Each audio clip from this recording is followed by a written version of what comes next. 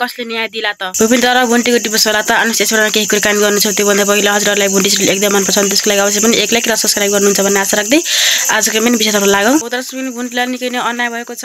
त्यो घरले जहिले पनि भुन्टीलाई अन्याय मात्रै गरिरहेका छन्। कहिले त भुन्टीलाई नै गलत साबित गराई भुन्टीलाई नै गलत आरोप लगाएर एकदम दुःख पीडा र अन्याय गरिरहेका छन्। अहिले त झन् भुन्टीले यस्तो दुःख पाइरहेकी छिन् कि अहिले तिनले सोचेको नि थिएनन् कि अहिले यस्तो समय दिन आउला भनेर। अहिले यस्तो समयमा न आफ्नो श्रीमानको साथसम्म पाएकी छैन।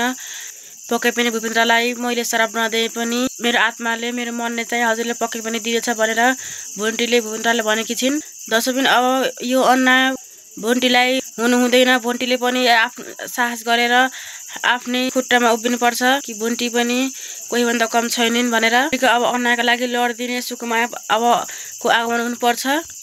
सुकुमायाको आगमन भएपछि बल्ल भुन्टीले सुखको सास फेर्न पाउँछिन्। नत्र भने भुन्टी निकै मन दुखाएर बसिरहेको छिन्। अब सुकुमायाको आगमन हुनुपर्छ भनेर जतिले कमेन्टमा भुन्टीले नभन्नुलाई भन्दै म यहाँ बिदा हुन्छु। हस् धन्यवाद।